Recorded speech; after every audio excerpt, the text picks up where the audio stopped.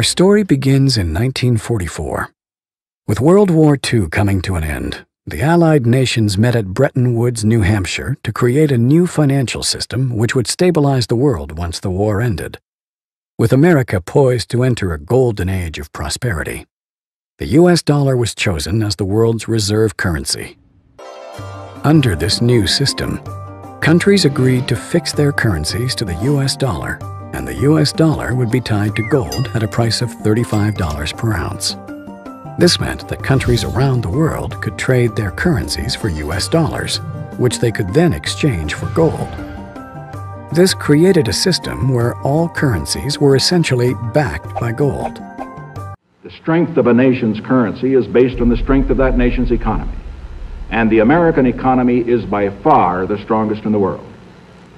Accordingly, I have directed the Secretary of the Treasury to take the action necessary to defend the dollar against the speculators. I have directed Secretary Connally to suspend temporarily the convertibility of the dollar into gold or other reserve assets, except in amounts and conditions determined to be in the interest of monetary stability and in the best interest of the United States. By removing the link between gold and the U.S. dollar, President Nixon created a system where all currencies were backed by nothing. This is what is known as a fiat currency. The average person is now forced to borrow well beyond their means, getting themselves deeply into debt. At first, this was to maintain a nice standard of living, but slowly, it has become necessary just to survive. By printing so much currency and devaluing it so heavily, it would seem that governments are essentially levying a hidden tax on their people.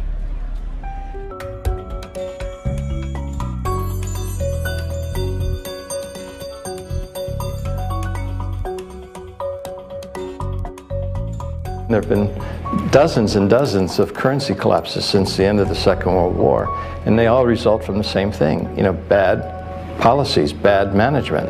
And the U.S. right now is pursuing bad policies.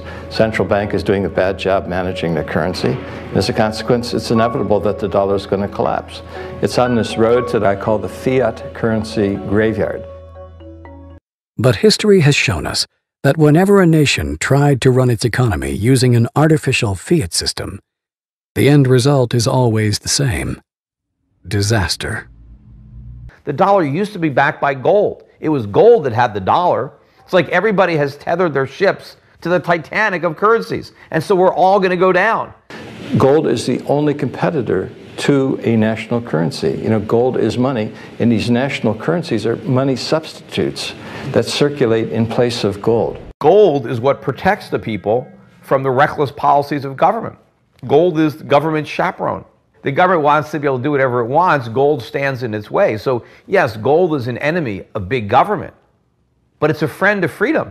It's a protector of individuals from government. It's not that the price of gold is going up, it's that the value of the dollar is going down. The price remains constant in terms of human effort and purchasing power. An ounce of gold today will buy the same thing it bought 2,000 years ago. If some catastrophic event happens, and we've seen them, how are you going to be protected? Gold is financial insurance. Would you rather have gold or a fiat currency? The current financial system may be dying, but where there is chaos, there is also opportunity. We have millions of people now taking an interest in what is money, the question of what is money, what should it be? And they're learning, especially a lot of young people. Time for the people responsible to wring the last few dollars out of a dying system, but also for those able to see the cliff edge approaching, time to protect themselves and their families from the imminent plunge. And in the end, that time may prove to be the most valuable commodity of all. There are these brief moments in history where the safe haven asset for the last 5,000 years simultaneously becomes the asset class that has the greatest single potential gains in purchasing power. We're in one of these cycles right now where money is the best investment. Get out of currency, buy money, and you're probably going to be able to buy a whole lot more stuff later. Don't let the banks and the brokerage houses and other people guide all of your decisions. Find out what's going on for yourself. Empower yourself.